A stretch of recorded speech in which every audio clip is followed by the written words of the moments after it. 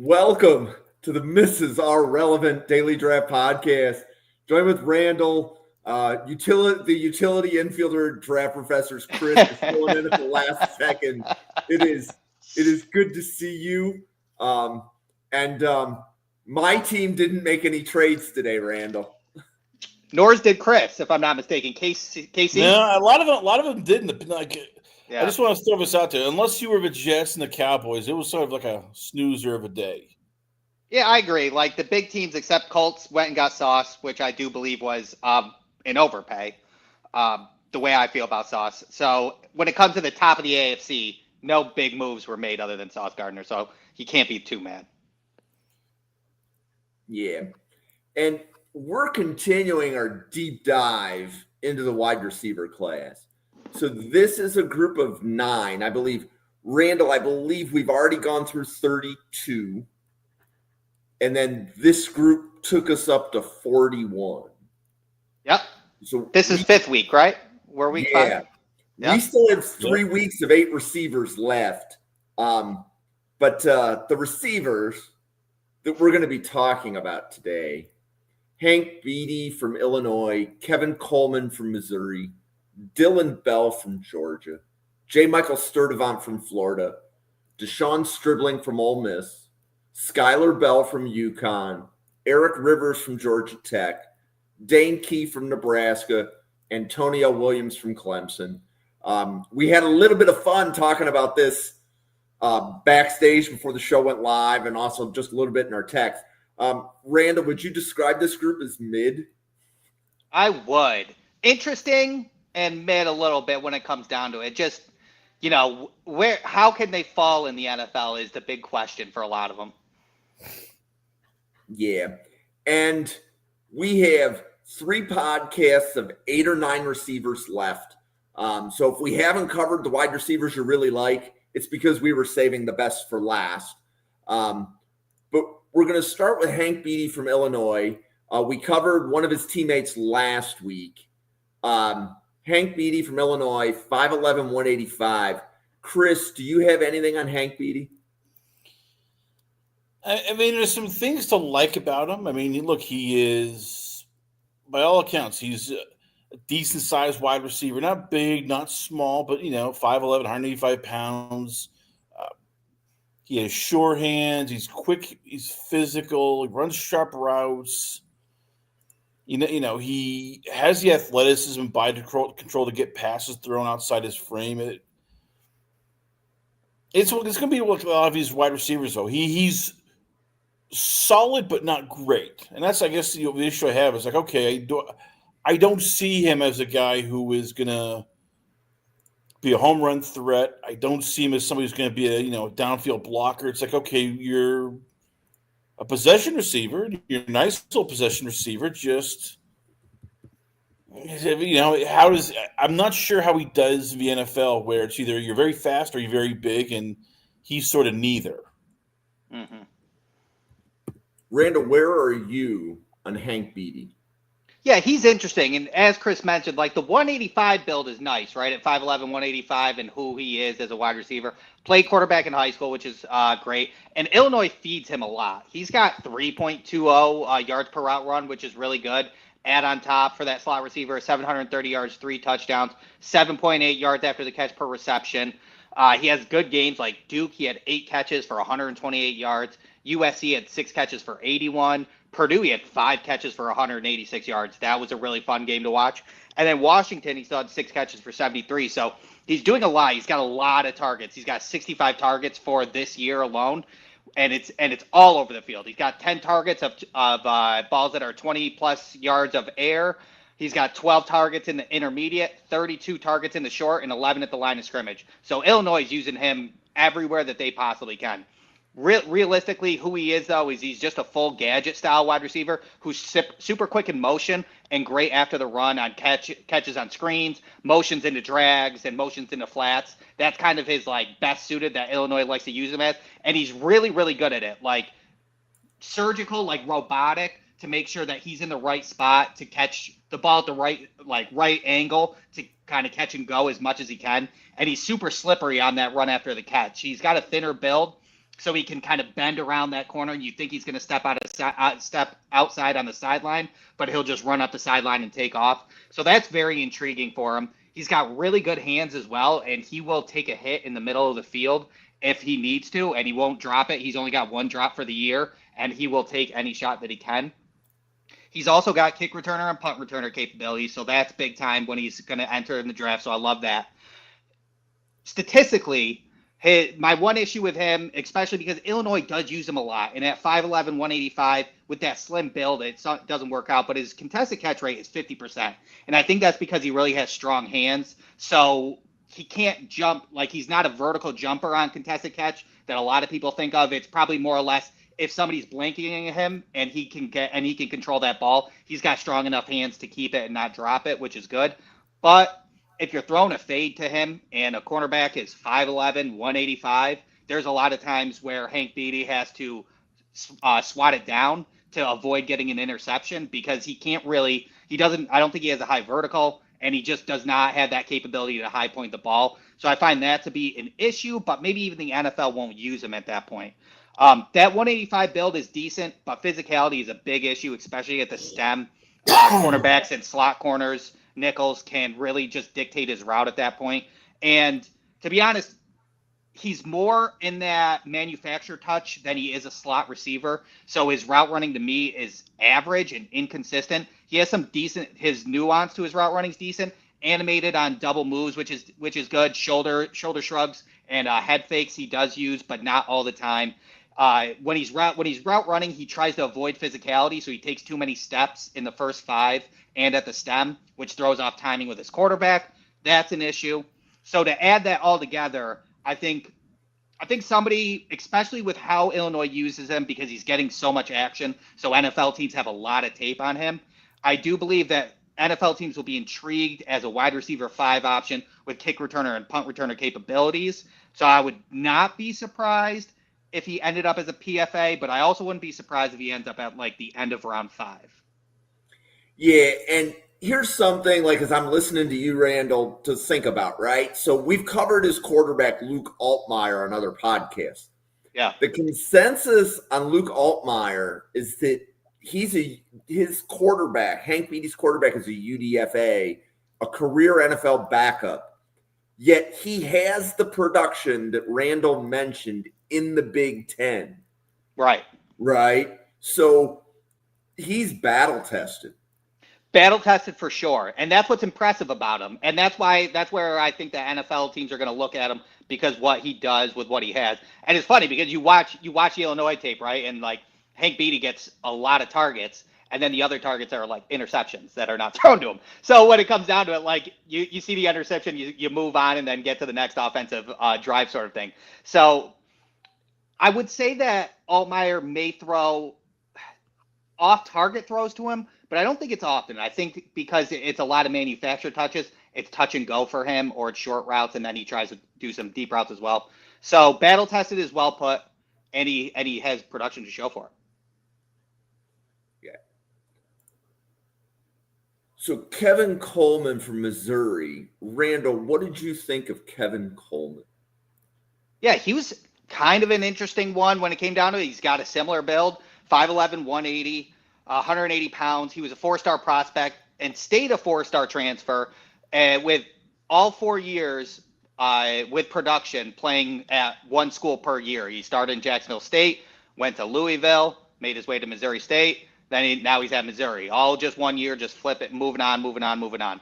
So in 2024 at Mississippi State, he had great numbers, 74 catches, 932 yards, 6 touchdowns. And took a little bit of a dip in 2025. He's at 51 catches, 558 yards, and 1 touchdown. Yards per route run's really good in Missouri, 2.47 yards per route run. Only has 1 drop, which is great. He has good numbers against Kansas, 10 catches, 126 yards, 1 touchdown. Vanderbilt, 7 catches, 109 yards. Auburn, 461. But he's also kind of that gadget type receiver, and they use him a lot in the rushing capabilities as well. So that's intriguing. He takes direct snaps for rushes, which I always kind of love, because that is something that the NFL does use as well. Has great speed.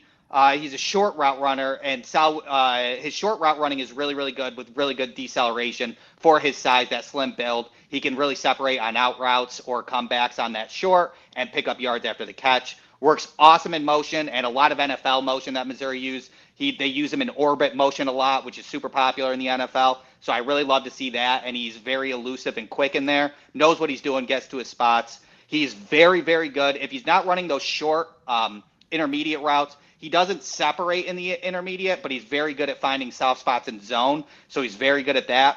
Again, kick returner and punt returner capabilities as well. So the special teams is there.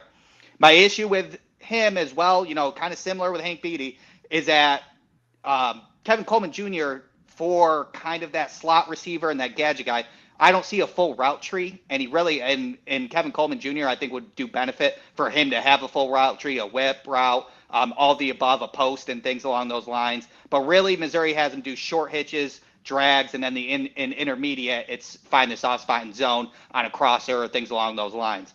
So that's an issue. I think he needs to develop his route tree. Physicality, of course, just like we talked about with Beatty, is an issue at 180 pounds at the line of scrimmage and the stem, which cornerbacks can dictate as well. His straight line speed is good.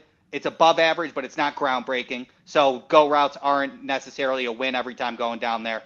So I have him similar to Hank Beatty, to be honest with you, and I have him around that 6th-round pick. Chris, how about you? Kevin Coleman from Missouri. I agree with everything Randall. I want to add on, though, like one of the things I like is he is as tough as nails. I saw him in the games against Kansas and especially also Vanderbilt. Like he will stick his nose in there. We see sometimes wide receivers will get alligator arms or they'll avoid the catch or they'll avoid, contact. He has no problem with that. He will just.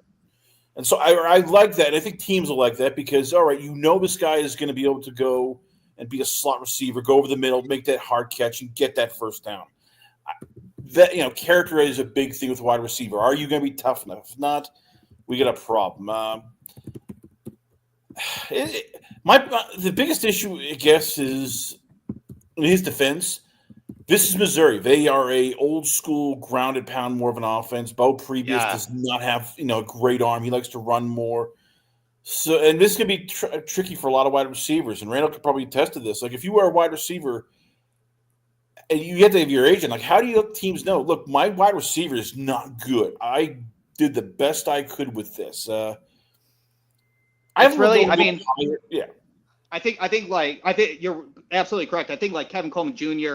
and Hank Beatty are going to do numbers in the offseason when you get to if they get Senior Bowl or Hula Bowl or anything along those lines and get those bowl games to show who you are in that twitchiness and speed to beat those corners and give that a shot. And the combine will do well, especially with the short shuttle, 3-cone, looking at those kind of aspects.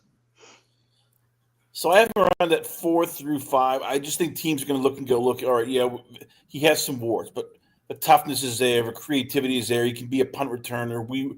Some teams going to fall in love and go, this kid, when we need him to, he will make that 3rd and 7 catch, get that extra yard, and just take a pounding. And we need that in a wide receiver room.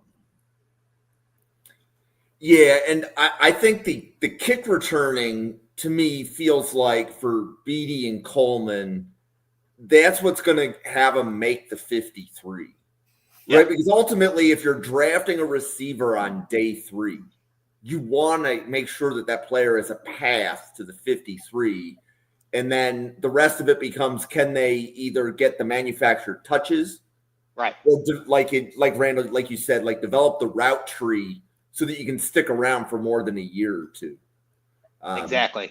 Exactly my thoughts. Okay, Dillon Bell from Georgia, 6'1", 210 pounds. Chris, what else do you have on Dillon Bell?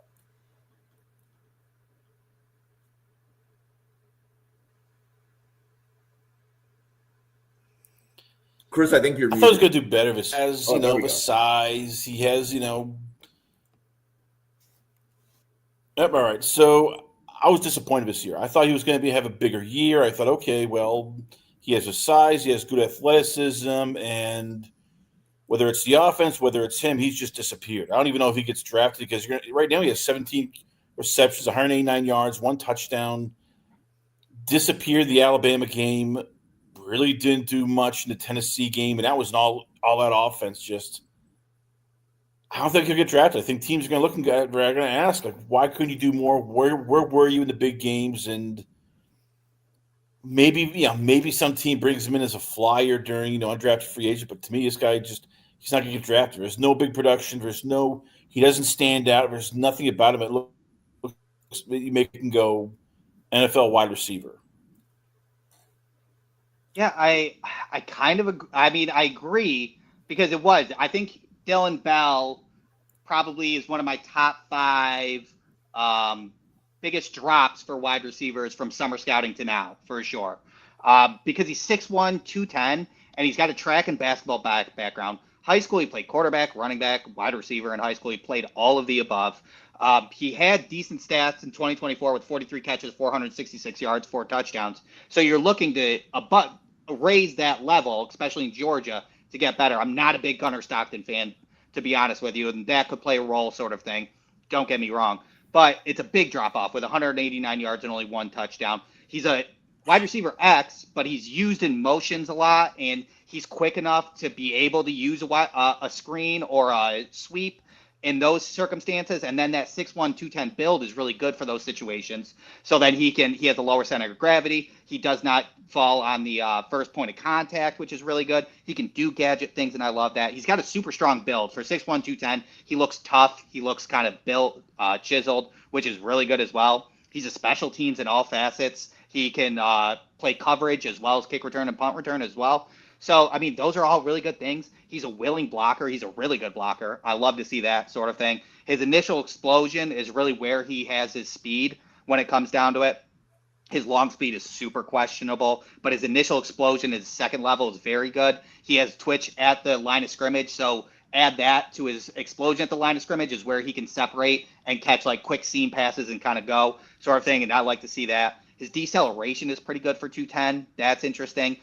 Defensive backs have to respect the go route on him, and he goes for comebacks.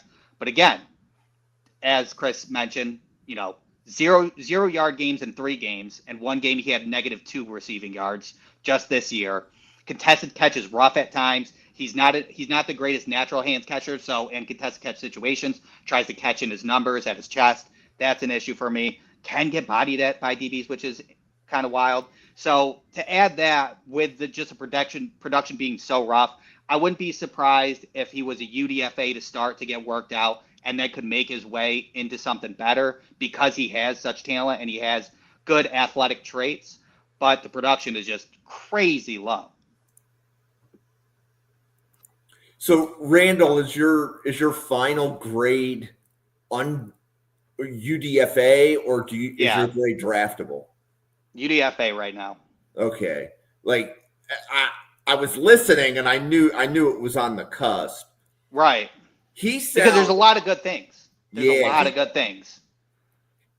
Do you think a change in quarterback probably affects the evaluation of Dillon Bell? I do, personally. Because there was no reason why he would take this, in my opinion, over summer when I was watching him. I mean, because I don't like to put grades on him. So I just kind of put a soft top 150 and then was excited to watch him for this year. And yeah, just the production it's crazy. Like 0-yard games in 3 and -2 in 1. That's, getting towards 33% of the season. It's not enough. I think this will be, if Dillon Bell doesn't get drafted, he sounds like the first wide receiver anybody would want to sign as a PFA. Probably, yeah. Put him in a tryout. Yeah. He, like you said, it sounds like he's a 4-phase special teamer. Yep. Right? Blocker. He has the prototype build for a wide receiver. Yep. Like, you can put him at X, you can put him at Z. You're going to be able to use him in a couple places. Right. So, okay. Well, I'm glad we had that discussion on Dillon Bell. Okay. The next player, J.Michael Sturdivant from Florida, 5'9", 170. Randall, is this the year that Sturdivant has finally put it together? I'm not I can't do a good Bill Sparks impression. So, but okay, yeah. J.Michael Sturdivant, 6'2", 216, 4-star prospect, 4-star transfer. did Cal for 2 years, UCLA for 2 years, Florida for his last year. 2024, he only had 22 catches, 315 yards, 2 touchdowns. But we were all I was also high on J.Michael Sturdivant if he had declared last year because of his traits and who he is and how bad UCLA quarterbacking was when he was in UCLA. But he's a standard X outside receiver. This year he's only got 17 catches, 240 yards, 1 touchdown. Obviously, Florida is not who we thought they were in the preseason. So there's been some rough stuff with coaching, DJ Lagway and things along those lines. But I mean, overall, like in 2024, his USC game was bonkers. He caught everything, acrobatic catches everywhere with a touchdown. He was definitely looked like an NFL receiver that game. He's got a solid frame at 219 pounds that doesn't slow him down on vertical routes. He was on the 2023 Bruce Feldman freak list, ran 23.2 miles an hour on the gun, bench 300, squat 400. So he's strong, powerful, and fast at the same time. Really, really good at locating the ball and late signals on go routes as well as late hands. He's a good blocker.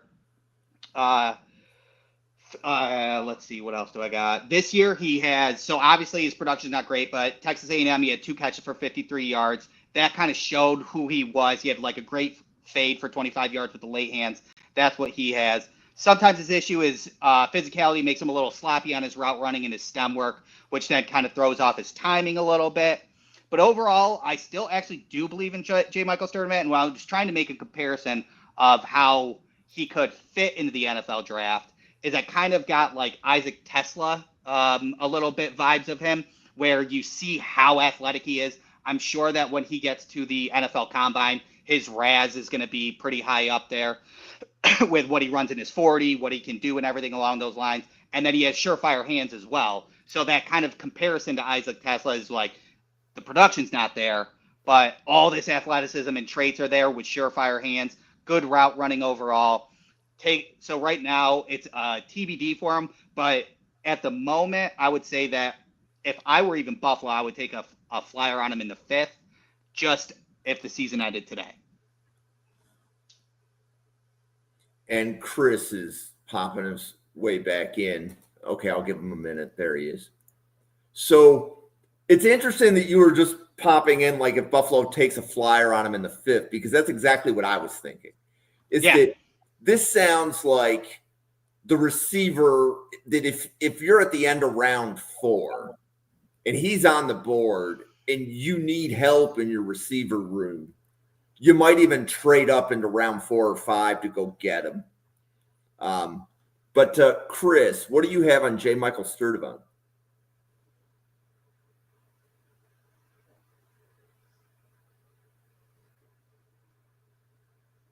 Chris, you there? No, it looks like his screen froze. Yeah. But yeah, he just he makes NFL catches. His production's not 100% there, obviously, as you can see for the past 2 years. But anytime like you're watching him and he makes this catch and you're like, that's NFL caliber. And then he does it again. That's NFL caliber. Anytime he's efficient in his catches, and I really like him. So I know that's probably Bill Sparks stuck in my brain for the last 2 years, but I'm still with it. Okay, so Deshaun Stribling and Peter Quinn, if you are still in the chat, I remember when Peter covered Deshaun Stribling in the summer. So Peter went through the entire wide receiver watch list that we had put together. It was like 60 or 90 players. And I asked like a random open-ended question, something like, who do you think is a sleeper wide receiver in this list of 90? And both him and Tell both shed this Deshaun Stribling from Ole Miss. And I remember we had some Draft Professor chat discussions on him after that. But Randall, where are you in Deshaun Stribling from Ole Miss now? Yeah, he was another one where I did I really liked his Oklahoma State tape. And then Ole Miss is, again, as we talk about Ole Miss, it's rough because they switched from went to Trinidad Chambliss, who is obviously a dual threat and runs a lot. So it's hard to figure out. And again, Ole Miss wide receivers are tough to evaluate as well because they don't ask an insane amount for full route trees and things along those lines. So it's always hard figuring out Ole Miss wide receivers for sure. But his Oklahoma State tape was very, very good. This year, he's at 25 catches for 367 yards, 2 touchdowns, 1.88 yards per route run. He's only got 1 drop. He had a really good game against Georgia. Like, if you're looking for what you'd like to see out of Stribling in the NFL, you're looking at, like, Georgia. He had 3 catches for 96 yards and 1 touchdown. That was an electric game for him. But he's an outside X with good shiftiness for 210 pounds. Used in motion, can get upfield while in motion with good speed. Run after the catch is really balanced. He has decent speed, but he can also take a hit as well. His body control is very good. He's got great hands throughout his college career with only 4 drops in the last 2 years. He blocks in line and blocks outside, so he's a good blocker. And his speed overall is average. I think what I've seen from reports is he may run like a 4.55. If he could get down to a 4.50, that would be great. But the explosion at the line of scrimmage is where he kind of, I think, loses it. I wouldn't be surprised if his 10-yard split is maybe in the red while his 40-yard dash is in the yellow at like a 4.55 sort of thing. But when it comes down to it, he still has that 210 build, and he's quick and shifty, like how he's used in motion. So if he's running an intermediate slant or a post or a quick in or out, he can put his foot in the ground and take off sort of thing. So that's impressive for him. My only issue with his route running, which is kind of a little big, and he did it in Oklahoma State too, and he's doing it at Ole Miss, is he tries to do the new age, little too many extra steps, like basketball moves at the line of scrimmage and basketball moves at the stem. Too many shuffles around that area. And it takes him too much time where the cornerback can kind of figure out where he's going and follow him and mirror his route, or it messes up his timing with the quarterback. So he kind of just needs to commit to 1 or 2 steps at the stem and 1 or 2 at the line of scrimmage. He's taking like 4 or 5 back and forth to try and juke out his defender, and that's just slowing everything down for him. So if he can really work on fine-tuning his route running, we're talking about an NFL wide receiver, but right now I have him as a PFA. Chris, did we get you back? Yeah, we got me back. Yeah, Stribling's one of those guys where it's like you wish there was more. Like, he has, as Rendell said, he has the size, the quickness. There's times you look and it's like, man, this the Georgia game, he has 75-yard touchdown, and it's you just look and go, man, this guy should be, better. He should be a stud. And then all of a sudden you go to the LSU game, 2 catches, 14 yards. He's having trouble getting open. It's like, he is one of those guys that's maddening because he has the NFL body, he has the NFL quickness, but it's like, it's just he can't put it together. He almost like he's thinking too much at times. So, yeah, undrafted free agent. Maybe maybe there is that team that just has a good wide receivers coach and they figure it out. Next thing you know, he is sort of a Jacoby Myers that comes out of nowhere. We go, oh, that's pretty nice. But yeah, right now undrafted free agent just because. It never comes together. It's just frustrating. No matter every game, there's just, damn it, why can't you be better? Yeah, he'll have a good shot in the college football playoffs once that kind of comes into fruition, and I assume that Ole Miss will be in there for sure. And I guarantee in the college football playoffs that defenses are going to honor Trinidad Chambliss' rushing ability, so he's going to have to probably throw the ball more, and Stribling will have a good shot at showing himself in the college football playoffs. Okay. So the next player, Skyler Bell from UConn, 6 feet tall, 185 pounds. I know Brian Maffey's in the chat. I believe Brian was talking about Skyler Bell over the summer. But Chris, what do you have on Skyler Bell from UConn right now? He's a creative, versatile route runner. We saw that especially in the Syracuse game. But he is basically UConn's offense. He had 11 catches for over 120 yards. Once again, he's a guy who understands how to get natural separation, above average ability, above average speed. But he is a good wide receiver. He is a sudden route runner. He understands, how to make the right cut. He understands how to get into zone. This is a problem I get with anytime you have a guy like Skyler Bell, though. It's like, okay, how good is he, though? Like, it's UConn, so they haven't played anybody that's top 25. I don't even know if they've played anybody that's top 40. The combine is going to be big for him. Because the teams will see, like, okay, how fast is he? How good is his 20-yard shuttle? His 20-yard shuttle time. How good is he? In his athleticism. Like, is he somebody? Like right now, I have him as a 6th-round grade just because the worry is like he's the big fish, small pond. What happens when he takes on any good cornerbacks, which he hasn't? But I'd be wrong. I'd be shocked if he doesn't go higher. But if all of a sudden we go to the combine, he tears it up a bit, and all of a sudden teams go, all right, let's move him to the 4th, 5th round because the production is there. Okay. Randall, where are you on Skyler Bell from UConn?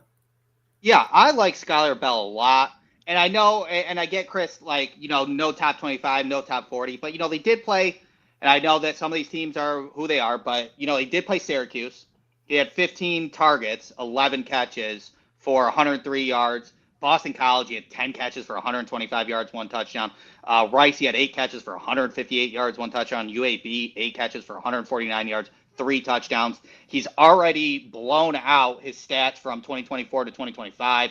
2024, he had 856 yards and 5 touchdowns. This year, he already broke 1,000 with 11 touchdowns. It's impressive what he's doing. He's got really, really good explosion off the line of scrimmage in his first level of speed. Super quick and really fluid in his route running. Hits his marks very well. Is clean at the stem. He's a natural hands catcher, strong hands that holds onto the ball. Only has 4 drops. He has had drops in his previous years. This is his lowest. So at this point, I'd like to believe that he's kind of worked on his drops. He's getting better at them. 4 drops at his lowest. He's got a 60% contested catch rate. He can high point the ball and grab it for 6 feet. Can change direction super quickly in double moves. He's very good at showing a post and immediately turning it into an in or out route. One of my favorite things to do, I think my favorite route is whip route. My second one's that. To show that you're like running a post, you can decelerate real quick, go in or out each direction, and create 4 to 5 yards of separation because a DB will go through it. He's got really good at that. He's got he can separate at the second half of the route. His deceleration's very good. Runs routes well when he's not the read and defenders gravitate to him. So he's putting in 100% effort when he knows he's not the first or second read to bring defenders towards him to open up. Boston College was a good one. He showed that. He pulled a post into an out, which then brought the strong safety down, and his cornerback opened up the go route, the seam route, easy touchdown. Very impressive.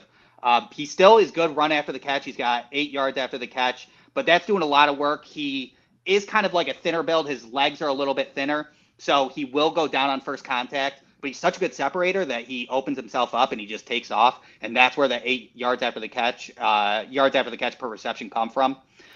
Overall, I like his game. I think what he needs to work on, his route running reminds me a little bit of Stephon Diggs, and but what he does need to work on in his route running is he will need to get his timing and he kind of freelances at UConn is what I kind of see, because UConn lets him freelance because he's such a natural separator. When you get to the NFL, you're going to have to hit your marks consistently. You're going to have to do the route the way they ask, and that's probably going to be a tougher transition because UConn kind of lets him just freelance his route running a lot. But with that being said, I like everything about him. I've got pick 80 to 100. I think he could get in the 3rd round, especially if he shows his talents. If he gets invited to the Senior Bowl or things along those lines, I think he will do well in those and show that he can get it done against bigger competition. Randall, jumping in quickly.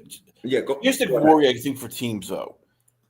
Is he the next guy? Is he another Sky Moore? Is he another Kyle Williams? Where, yeah, it looks great, and as you said, all the separation, everything.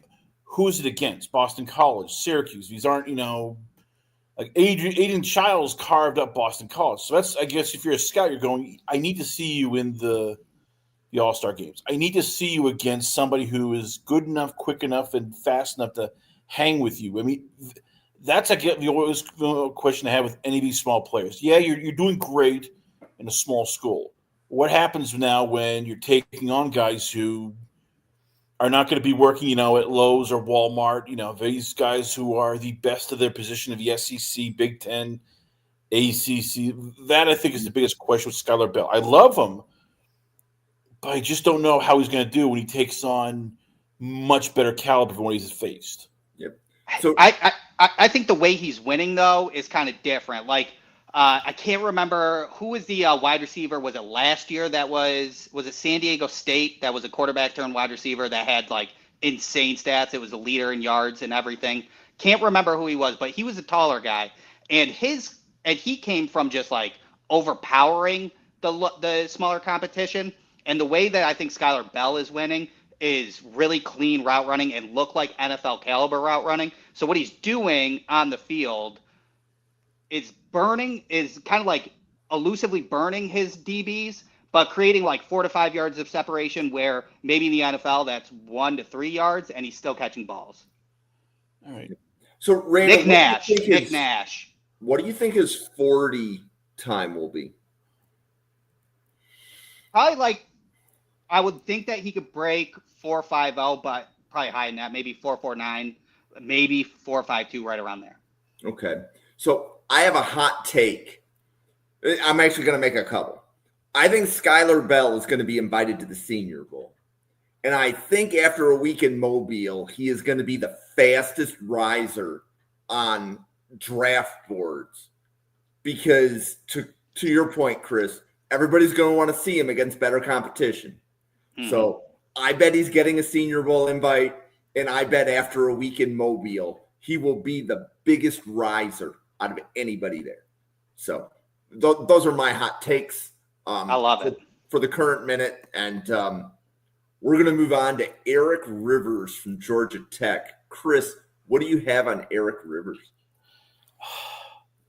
I loved when he first came out to Georgia Tech because the vertical separation is just elite. You know, he can stack defensive backs, maintain cushion. He tracks a deep ball effortlessly. You know, while maintaining speed, doesn't stop. It's not a stop and go. It's just smooth running. We see it at times in Georgia Tech. You know, the explosive plays, the home run threats. His footwork is very good when he's coming on comebacks and deep outs. He runs pretty good routes in terms of accelerates through the burst and he does everything. And he has, once again, like I mentioned with Kevin Coleman, he has no problem going over the middle and getting that tough catch. I'll say this, and I apologize here. He got porked. Haynes King is a running back who plays quarterback, and that's why the stats are what they are. It's he has 31 receptions for 397 yards, 1 touchdown, 68, which was 68-yarder. Look, you were pounding the table earlier for Skyler Bell being the guy who goes to a Senior Bowl and just rises. This is the guy to me who he'll go to a Senior Bowl, he'll go to Combine, and he's going to rise because you look and it's just like, man, this is speed. This is Xavier Worthy all over again. Man, teams are going to fall in love. Yes, I know he's a bit slender at 5'11", 180 pounds, probably 175. Yes, I know he's not the most physical guy, but goddamn, he has speed. And there's an Andy Reid out there, or probably even a Ben Johnson going, oh, we're going to get in the mad scientist lab. We're going to figure some stuff out. We don't know what yet, but goddamn, we're going to have some fun. So right now he's a round 4 grade for me just because, if size and speed, with size worries people. But I could see him rise all the way to maybe a round 2 because if he runs a 4.3 and a 40, which I've heard rumors that he does, man, watch out. Teams are going to go, ooh, we forgive you. It's not your fault that Haynes King is not a good quarterback. Randall, where are you on Eric Rivers right now? Yeah, I mean, so I don't think he's going to be a crazy riser because I think that his tape kind of shows it regardless of his stats, and especially you can't really ignore the FIU stats when it comes down to it because he had 62 catches, 1166 receiving, and 12 touchdowns, which is crazy. He had 7 100-yard games in 2024 with a 295-yard game against New Mexico State. Regardless of who you're playing, getting 300 receiving is insane. And the crazy thing for Eric Rivers being 5'11", 175 is that he's being used out wide instead of being more of a slot receiver. This year, or 2024, he was used almost 90% out wide. 2025 is being used 75% out wide. So for his thin frame, he's still winning outside. And you're right. I mean, as Chris says, Haynes King's such a runner. He only has 397 yards and 1 touchdown, but he still has 2.12 yards per route run.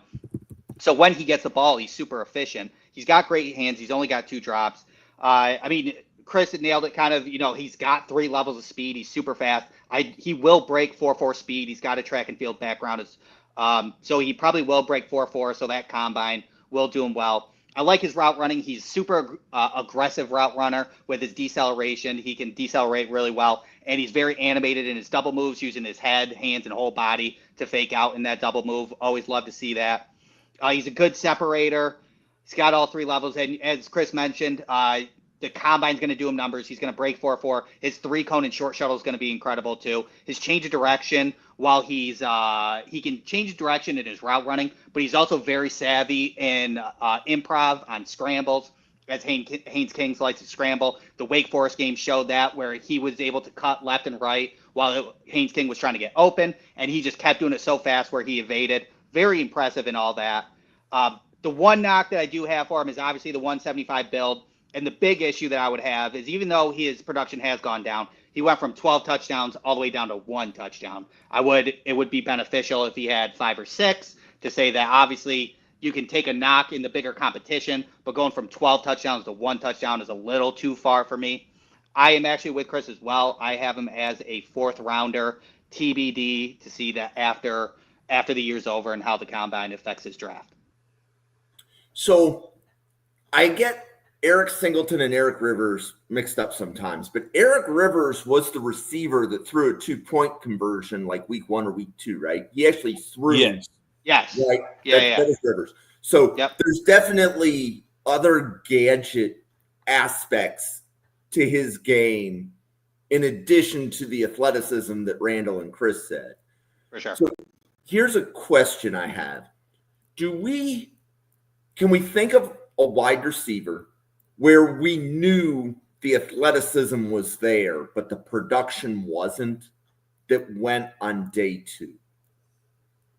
The athleticism was there, but the production was not? Yeah, so like very similar to like how Chris was saying that, his quarterback was Haynes King. He's not producing at the level. Right. It is again like Isaac Tesla. Like, you looked at Isaac Tesla's RAS, and then in Arkansas, he only had, I think it was only, like, again, as we're looking at 31, 397 and 1, I think that's pretty close to what Isaac Tesla had in his final year before he declared. And then before that, he was in JUCO, and then his RAS 40 time and his gauntlet is what kind of rose his stock into Detroit taking using three day 2 picks to get him to move up. And that would probably be my good example, even though they're different body types. Yeah, and I was about to go look up what Isaac Tesla's height and weight was. I think Isaac Tesla's like 6'4", 210. Yeah. And any other wide receivers we could think of that maybe a slightly smaller build that didn't have the production but had the athleticism and went on day 2? Trying to think. And off the top of my head, again, this is the toughest part for a guy like, especially like Rivers, because the team is 5'11", 180. Yep. So I'll give him credit for this. Thanks, Brian. Oh, there you go. I want to throw this out there because we don't talk about enough character. Like, we've seen, there's probably wide receivers who, if they don't get catches, if they don't get the ball, they will throw a hissy fit. They'll get upset. And I give Rivers credit. We haven't heard any of that from him. Granted, they're winning, but still, that he's looking, going, okay, I need to have tape for the NFL. I need to show I can perform in the the bigger stage. And from what I've heard, he's been one of the leaders over in Georgia Tech. So that should be taken into consideration for teams. Like, all right, you're not going to be a problem if you don't get the ball. You're not going to be a guy who is going to, make a scene if a quarterback doesn't see you because of this. You're not the first or second read. I think, especially with wide receivers and young wide receivers, they need to show, like, all right, we can behave like adults and not, spoiled children. Now, I'm looking at the college football standings. Is Georgia Tech, they're ranked 16th, but I only see 2 ACC teams and Notre Dame ahead of them. Mm-hmm. Is Georgia Tech going to be in the playoffs? They certainly could. Sure. It's going to come down to the Georgia game. If they beat Georgia, I think they get in. Correct. So this would be a player where I think the playoffs, where he again, if he's playing against better competition, and we're not knocking the competition that Georgia Tech is playing, or I'm not trying to do that, but I'm thinking that like there's something like if he can get unlocked in some big games, that could really help his stock because For sure. like I'm listening to you guys. I'm like thinking like fourth round. Yeah, the NFL showed us like Arian Smith being drafted, I think, in round 4 last year. Isaac Oh, that's a good Tesla. one. That's a good one. Yeah. Yeah. Like the NFL values that speed. He's not getting out of round 4. The question is just, can he go higher than round 4 to me? Yeah. Kind of thing. So Agreed. Okay. Dane Key from Nebraska. So Randall, this is actually going to be my favorite listen of the episode because we've covered Dane Key on this channel a lot. We covered him last year. He went back to school. We talked about him a lot over the summer. I know Price Carter, when we were doing a Nebraska game preview, talked about Dane Key a little bit too. Tell us about Dane Key and what you think his draft stock is. Yeah, I almost wish that Dane Key declared for the draft last year, to be honest with you. There was another summer scouting that kind of dropped for me a little bit going to Nebraska from Kentucky. You know, once Kentucky decided to split, Barry and Brown went to LSU, Dane Key went to Nebraska. But in Kentucky in 2024, he had 47 catches, 715 yards, 2 touchdowns, outside X receiver. This year, he's down to 315 yards, but he does have 5 touchdowns. In Nebraska, they're using him a little bit more, less just outside. They're using him in the slot as well. About 2/3 he's out wide, 1/3 he's in the slot. 1.27 yards per route run. He had a good game against Cincinnati with 6 catches, 51 yards, and 1 touchdown. Maryland, he had 4 catches for 43 yards and one touchdown as well. He's quick and elusive for 6'3", 210. That's really what, in my opinion, is the most appealing. Is he's got that really good frame at 6'3", 210, but he's quick enough, and so he can be able to high point the ball while at the same time be twitchy and elusive in his route running. He's quick off the feet, off the line of scrimmage, and it has good initial explosion. He can, as I said, he can decelerate well for 6'3", 210, which I really love. Sells double moves well. Natural hands catcher, but not the strongest hands. Catching outside his frame can be knocked out, but there are certain times when he obviously holds on to it. The Maryland touchdown was a crosser out on the coming in the back of the end zone, and he held on to it really well with strong hands. But then there was a post in the middle that was pretty easy to grab that was knocked out. Stuff like that where he could at least hold on to those to make those contested catch rates a little bit higher. Let's see. He had great stats at Kentucky 2024. The production obviously is not there in Nebraska, and he needed to, I think in my opinion, he needed to add to his 2024 tape since he did not decide to declare. The dip in production, I think, is a big hit on his draft stock because he really needed to add to his 2024 tape. This year he has 2 games with 0 yards, and his only 100-yard game was against Houston Christian, so that's a little brutal.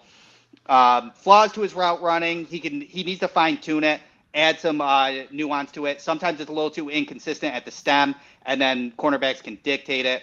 But NFL teams do like his size and profile and the way he is and his elusiveness to it. I'm sure that 2024 will be discussing Kentucky and looked at his tape as well as this year's tape, and then see where his postseason stuff ends up. I have him as a 6th rounder right now, maybe some room to move up, but I don't know if he can move up much higher. Chris, Dane Key from Nebraska. Yeah, he's a 5th or 7th round wide receiver. Look, the positives you love. He's a tall wide receiver, as Randall mentioned, 6'3", 210. He's willing to block, which some wide receivers look at that like, a chocolate looks at, vegetables and goes, no, thank you. He has good route runs, very technical precision in intermediate routes, the digs, the hooks.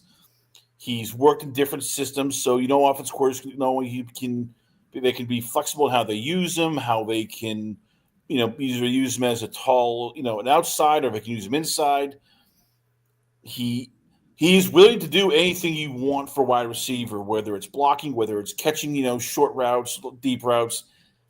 He's not the athlete though, and this is that we were talking earlier. This football season, like The NFL is going to, we want more track stars. We want more guys who are home run threats. We want more guys who can turn a 5-yard catch into a 15-yard catch. And that's not him. He doesn't have elite speed. He doesn't have this explosiveness, as he goes past 5-10 yards. Doesn't have a lot of, wiggle after the catch. He's going to go down, unfortunately, the first time you get a hard tackle. As Randall said, the tape is good from Kentucky, and look, he's been a part of his success over in Nebraska, which until this year they hadn't had a winning season. So there are positives, but yeah, probably around as low as 7, maybe as high as the low 5th. Okay. So the last player we're covering today, Antonio Williams from Clemson.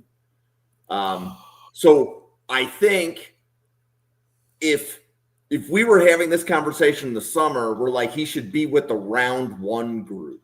Correct. Right? Yes. But we're still 3 weeks away from covering the round 1 wide receivers, and we're talking about Antonio Williams. Chris, where is Antonio Williams for you right now? First round talent, 6th round production and health. There's bursts that you sit there and you go, yes, that is the Antonio Williams that's going to be a 1st round pick this year. The Boston College game, the Duke game, he was just a monster. 10 catches, 142 yards. As I said, if I'm a scout, I'm going to ask him, I'm going to ask Peter Woods, I'm going to ask T.J. Parker, everybody, what the hell went on in Clemson? Because the entire team has just underperformed. And look, going in, you were looking at Antonio Williams, and it's like, he is 5'11", 190 pounds. He has he's a crisp, nuanced route runner. He has a natural hands catch mentality. He just plucks the ball away. He's faster than he looks in terms of he gets the ball and he accelerates. He understands, coverage on the fly, finding the soft spots, everything. He's a incredible punt returner. He can't stay healthy. That's the biggest problem right now is he can't stay healthy. If I'm telling you, got to either transfer and go back and show that you can actually, withstand a full year because, once again, he's played 5 games. You're not good in the NFL if you can't get on the field. So, yeah, right now I could see it. All depends on the medicals. I could see him going maybe 2nd round. I could see him going all the way in the 7th round because teams look and go, oh, this guy's brittle. So I will split the baby right now in the 5th round, and knowing that he might go back to the NFL to college next year because there's talent. It's just does he have stay healthy? Yeah, he has one more year. Does he have another year? He's a junior. Is he a junior? Yes. Or is he? He is. Okay. I'm about to go look him up. I got it. I got it right here. He's a redshirt junior. That is right. So he does have another year. Now, I will push back on his health because he had a hamstring injury earlier this year, and obviously everybody was excited for him because he was a round 1, but he doesn't have insane injury history throughout his collegiate career. He had, I think his sophomore year, he got held out for 4 games because he had a small nagging injury, but he was healthy 2023. He's had the hamstring injury this year. There might be small ones, but there's no major injury concern. And I really like Antonio Williams at a size of 190. He should have low 4.4 speed. He's a 4-star prospect. He's a Z type of receiver who can stretch the field as well as run short and intermediate routes and has the rushing capabilities in the gadget. They use him in the rushing, which is great. He's used out wide in the slot. Anywhere you need him, he can kind of go. Super savvy route runner with a full route tree, twitchy at the line of scrimmage. Short routes are super quick and efficient. His stem works really good. I am in the optimism boat here with him because I do believe, as you said, his Duke game is pretty much exactly what we were all looking for in the summer to come, right? And hamstring injuries can linger for a little bit when it comes down to it. So if you're looking at like he came back for the Syracuse game, and then you had North Carolina, then you had Boston College. You still had good stats at like 7 catches, 85 yards. But I wonder where he finally got to his 100% self while still playing in those games to help out Clemson, especially because Clemson was doing so bad. He was probably like, I got to help this team out. Like, get me out there, right? Even if I'm not 100%. So, but the Duke game, going 10 for 149 yards, was very impressive, and that's what we were looking for. Had great work in the slot. He had a great post in cover 2 for a big gain. Handled with the run, and then right after that post, that was the first drive, he handled a run and then took a sweep for the touchdown. So he was pretty much the whole entire system for the first drive in that Duke game. And I do like Duke's defense, so I think he handled Duke's defense well. He blocks well. He's willing to block. He's all right. So in my optimism for Antonio Williams, I'm putting him in my top 100 with the chance of, in these final games, that he continues his success like he did against Duke, against Florida State, Louisville, and South Carolina in those final games. If he can produce like he did similarly to Duke, I'm not asking him to get 150 yards in all those games, but look like how he did against Duke, then he's going to have the invite games, the combine, and everything. If as long as he's 100%, I would not. He should be a shoo-in for top 100. So I have a couple of comments, and I want to believe that. I mean, yeah. So I have a couple comments, and there's a question that I'm building to, but he has stats in 2022, 2023, 2024, and 2025. So this is his 4th season of playing. Now, 2023, it looked like he only had 21 catches, 208 yards, which would imply that if he has another year of eligibility, it's because 2023 he gets a medical red shirt. It's a medical red shirt, correct. Okay, so that's how he is a red shirt junior, even though he has played 4 years. Okay, that is correct. Yes. So a couple things that I guess if you really don't know the player and you're watching this podcast, to learn who's in the draft, this is a fun player. So if your team drafts Antonio Williams, it doesn't matter what round, you're getting a really good player. The question is how to value the fact that he has, I believe, been injured he has missed games with injury, I believe, each of the last 3 seasons. So whether it's a small injury or a big injury, there's a he played the full year last year, right? It was just 2023 and 2025 that 2024 he played his full year, correct? And that's really, I think that's another thing where scouts and evaluators will certainly look at 2024 because that's who he really is, and that's like how Clemson ran. Like Kate Klubnik was playing at his best, and things along those lines. He's playing with better NFL, quote unquote NFL offense with the good players on that list and playing in full facets. So seeing him in a system that is successful is really what I think scouts will look at. Yeah, and then the other thing is that he has a rushing touchdown each of the last 2 seasons. So in addition to all of the receiving abilities that Chris and Randall have mentioned, if you watch Clemson, they get him the ball, they will use him all over the formation, motions, jet sweeps. He's involved in the offense. So if your NFL team drafts Antonio Williams, he's not being drafted to be wide receiver 5. Right. Right. You're maybe starting him at wide receiver 4, but you're expecting him to be part of your offense, and you're going to try to funnel, 7 to 10 plays through Antonio Williams every game. Right. Because that's who he is as a player. Yeah. So, here's, I guess, the cautionary tale. Is he Percy Harvin? And again, when we talk about injury history, it's unfair. Yeah, it's hamstring. It's just, is this going to be a recurring thing?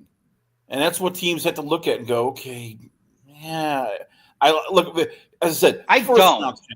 He should be a top 15 pick if he was healthy and consistent.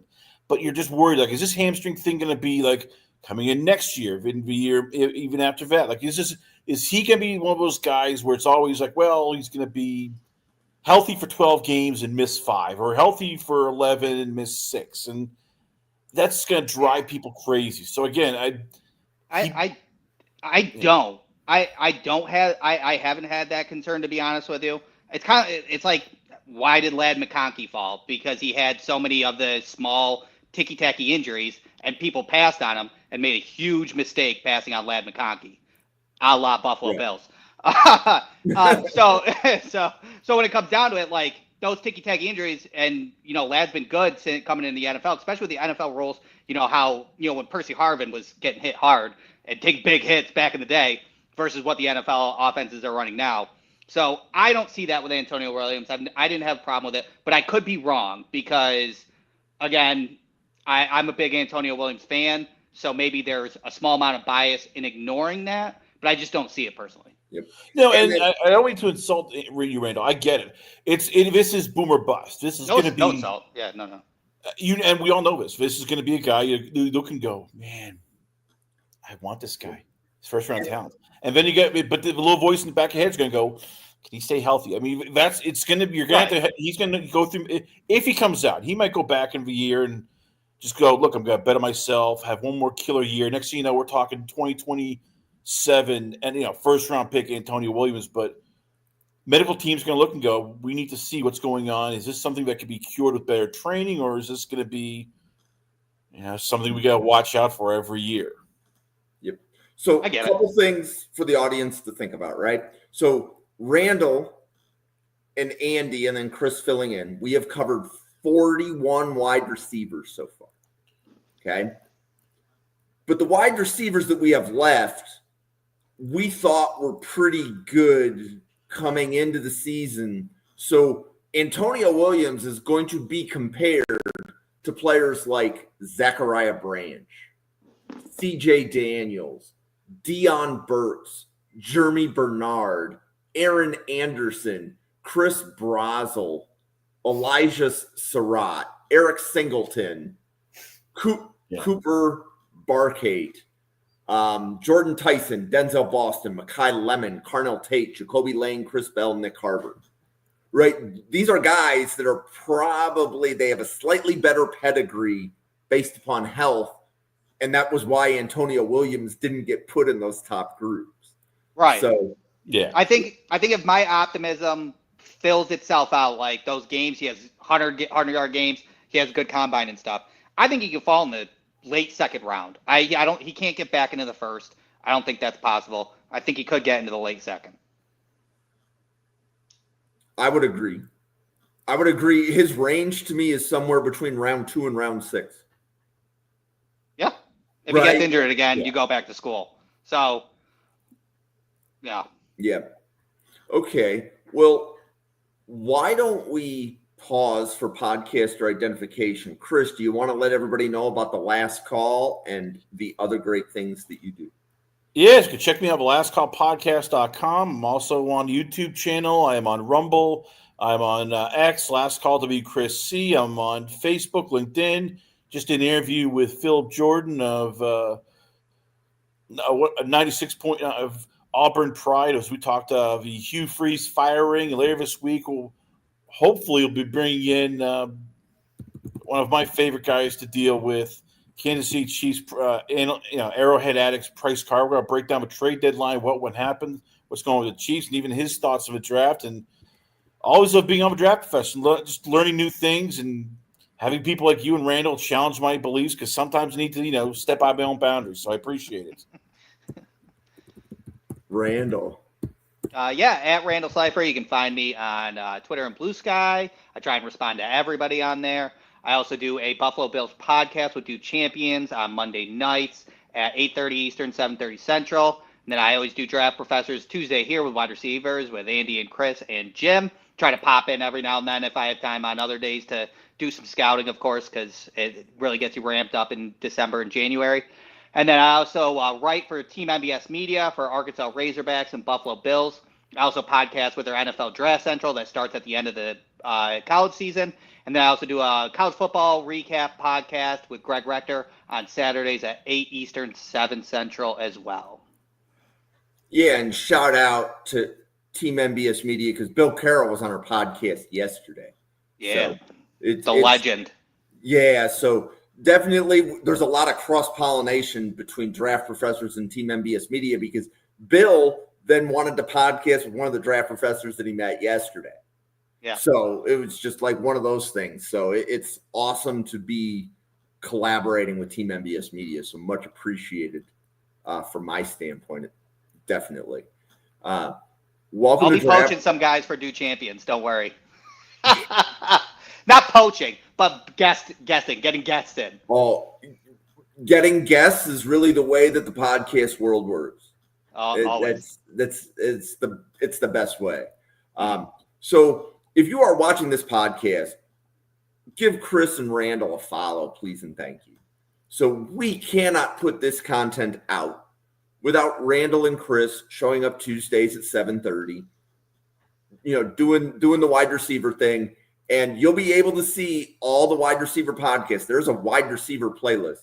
So if you want to hear about all 65 wide receivers that have been evaluated, you can just go to the playlist, and if you have about 6.5 or 7 hours of time, you can listen to what all the detailed evals of the wide receivers are. So we're doing that with every position. So we have another podcast that starts in 20 minutes. Jerry Ostrowski and Owen are going to be breaking down offensive linemen. So again, you want to see all the offensive line podcasts. There's a completely different playlist. If your team needs offensive line help, Brandon, I'm talking to you about the Houston Texans. If you didn't know, right here. So, but I appreciate everybody stopping by to watch the podcast. If you are watching this after we were live, and you can go to YouTube and drop a comment, go to YouTube and hit that subscribe, that would be greatly appreciated. So if you're looking for a comment to leave, tell us which wide receiver you think has the most questions. Out of the group that we covered today, this is a very mid group. Next week, the wide receivers, Zachariah Branch from Georgia, Nick Anderson from LSU, Joshua Cameron from Baylor, CJ Daniels from Miami, Eric McAllister from TCU, Deion Burks from Oklahoma, Jeremy Bernard from Alabama, Jordan Dwyer from TCU, and Giovanni Gibson from Oklahoma. So that's a group. It's going to be a little bit better than the mid group that we had today. We're definitely going to get a few more day 2 grades, I believe, when we cover next week. And we still have 2 more groups of wide receivers that we're covering. Definitely save the best for last. And I'm looking forward to hearing who wide receiver 1 is. Right? Because that's why we wait. It's so that there's a game film to decide if it's Jordan Tyson or Carnell Tate. And here's the thing, it's probably not Jordan Tyson. Well, my Buffalo bias. I'm not going to be, when I pick my wide receiver 1, I will not be Buffalo bias because Carnell Tate's perfect for Buffalo. But I'll be fair and true to who my wide receiver 1 is. Yep. And then and Andy or Chris will be here to check you. Like that's why we podcast in groups. So for Randall, for Chris, for Andy, who's on injured reserve today, for myself, for the 110 people at the Draft Professor. Thank you so much for watching, everybody, and we'll see you on a podcast again in about 40 minutes.